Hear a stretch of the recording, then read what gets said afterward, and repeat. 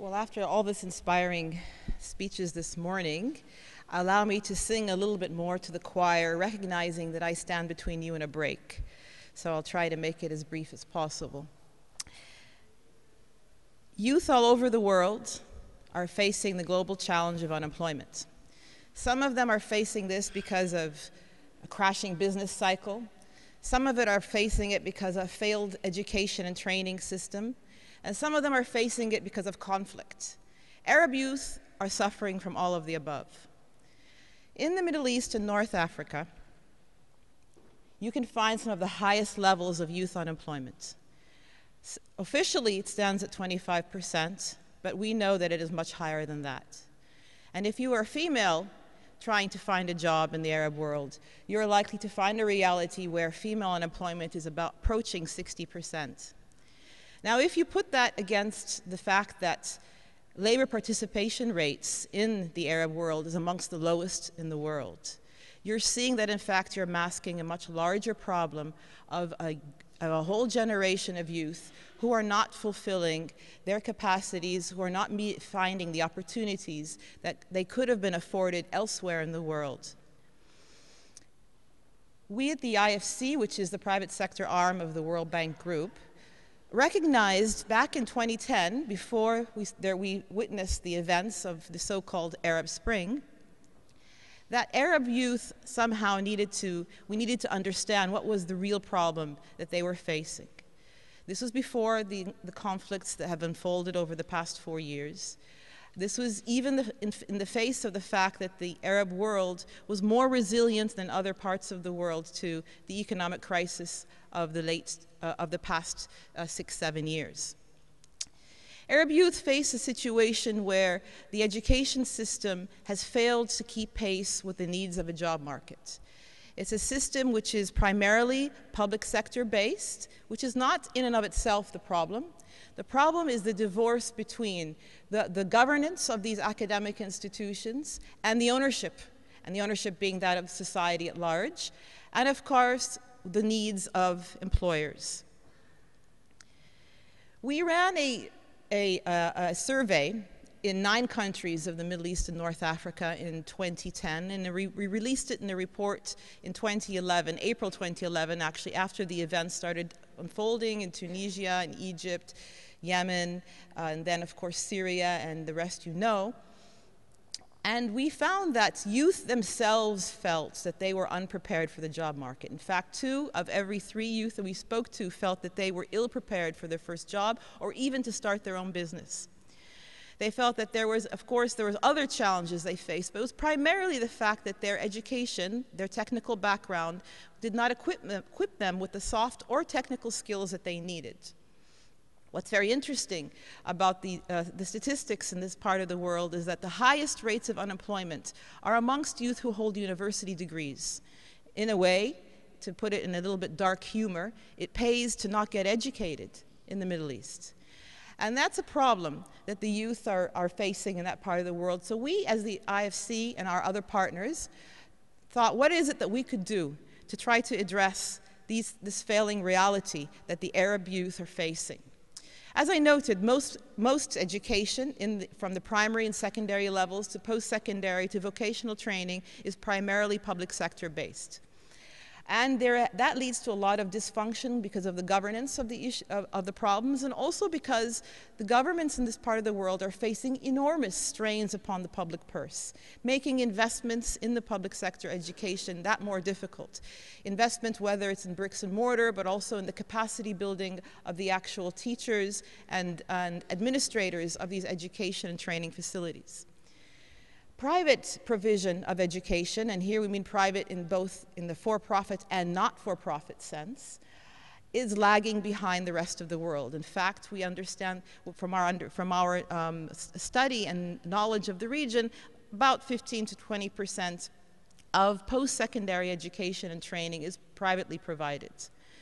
There are some glimmers of very good examples of people who have tried to break through the logjam and the regulatory issues which face them as private providers of education.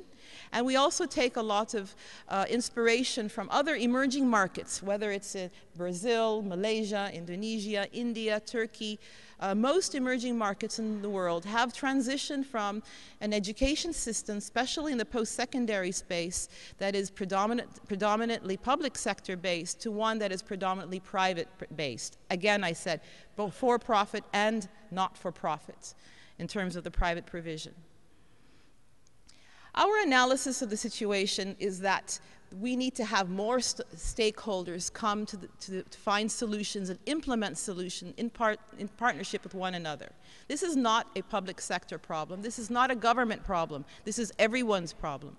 And everyone needs to have a voice at the table, whether they be employers, the private sector, the civil society sector and NGOs, media, the education providers themselves, both public and private, and government. There is a role for everyone to play to address this pressing global challenge. The ILO recently came out with a report saying that the international youth all over the world, are facing the dilemma of becoming a lost generation. A lost generation because they have no opportunity to participate economically in their societies, especially in the formal sectors of their societies. So when we put together the E4E Initiative for Arab Youth, the IFC, along with many partners. In fact, the Dutch government is a supporter, so I thank the Dutch government and the Dutch people for supporting this program, in addition to other governments, to try to see what it is that we could do as an international institution, along with others in the operating on the ground in these countries, to address the youth unemployment issue, but really not so much the unemployment issue, because that translates into a job creation issue, but more so the youth employability issue. So youth employability, what is it that we could do as an international organization working along others to address this? And we found three main pillars of opportunity. The first is IFC being the private sector arm of the World Bank Group. We invest. We invest in both equity and debt of businesses, and we have started to invest in where we can find some promising models, especially in the post-secondary and training space, that are worthy of growing and replicating. And I will show you some examples of some entities that we have invested in. But also we need to look at the enabling environment.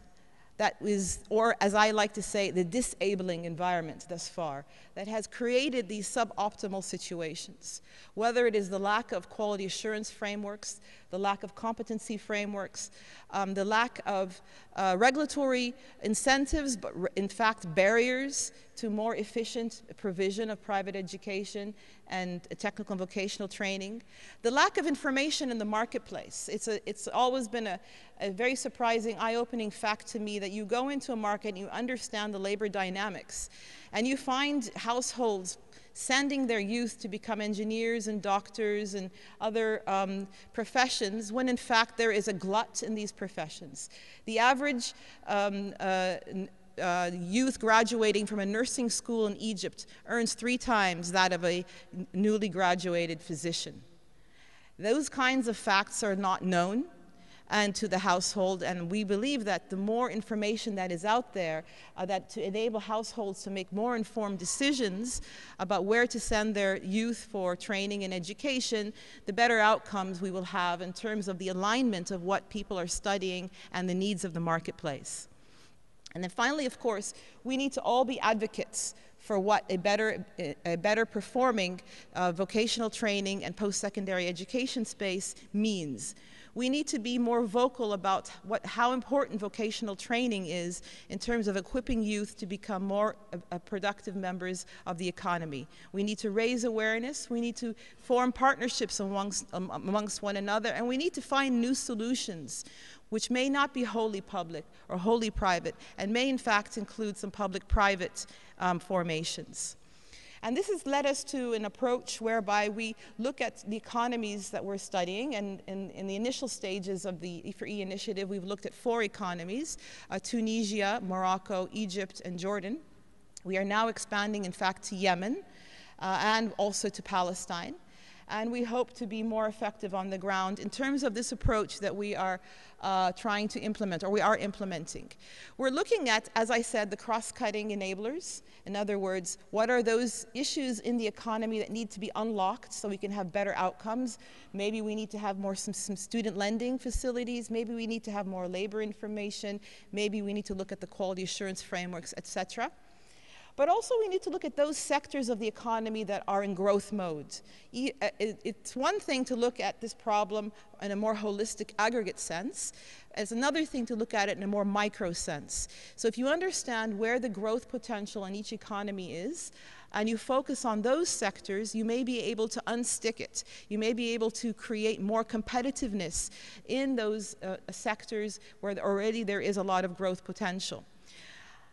For example, when we did our diagnostic study of Jordan, we identified 3 sectors which we saw had a lot of growth potential: tourism and hospitality, ICT sector, and the healthcare sector.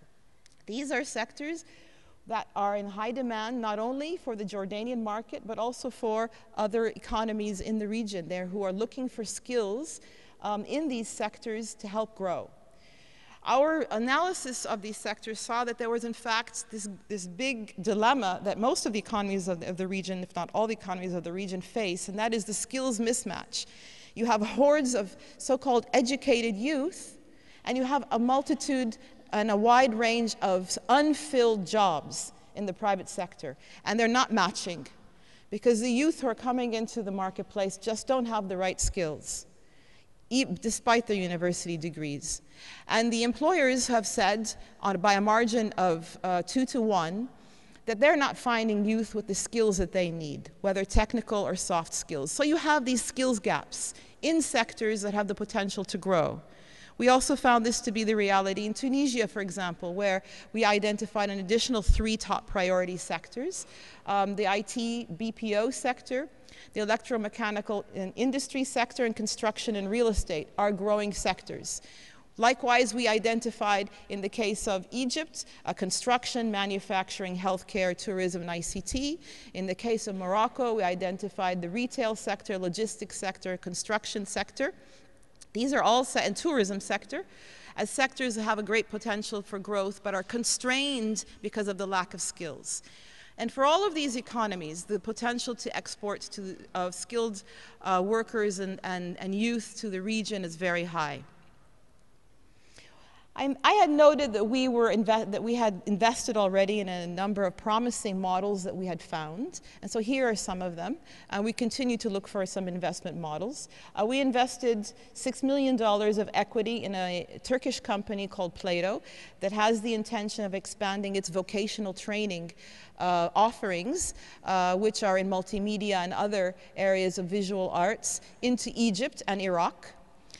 We also invested $7 million of equity in a Moroccan school called HEM, which is a business school, but our investment is not so much to expand the business school, but more to, because HEM's founders intend to create a community college network across Morocco to address areas that are in high demand in Morocco.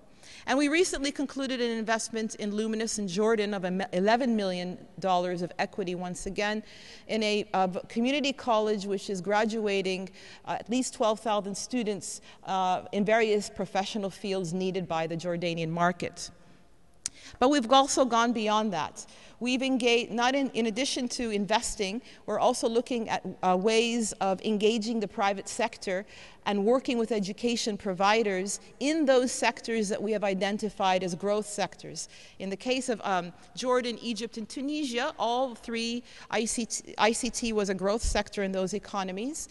We partnered with the business communities, or the business federation of ICT in each of these countries, to identify what employers in those sectors are looking for in terms of skills, translate them into competency frameworks, and then work with education and training providers to improve their curricula to start churning out youth that have those skills. And then we created a mechanism whereby these employers would then hire these youth as they come out of these training facilities. We did a similar kind of project in Morocco to address the logistics and tourism needs of those economies and so on. And as I mentioned, we're also in growth mode now in Palestine and Yemen, where we hope to do similar activities, and we're actually starting doing some initial diagnostics in Yemen over the next 3 months. We have learned some very important lessons along the way during this program, which began 3 years ago. And one of the main lessons that we learned is that it's very powerful to look at trying to resolve the conundrums that these economies face by taking a sector approach. And it's also very important to understand what you're doing before you start trying to fix things. So diagnostics help. It's important also to look at the cross-cutting issues or enablers in the system that need to be fixed. And some of these require engagement with government, especially when it comes to regulatory and policy issues. It's important to do your advisory part first, because that helps to unlock investment opportunities. Once again, both for-profit and not-for-profit investment opportunities. And it's important to recognize that this is a challenge that not only faces the region in the Middle East and North Africa, but rather faces the entire world. And as we are learning more in this part of the world, we are going to be expanding our scope of work into Africa and into South Asia as well. If you have any questions on our program, I'm happy to address them. I did have a videotape, but I felt that we've been videotaped a little bit this morning out, so I'm going to hold that. But you can find it at our website if you're curious, and I'll stop there. Thank you.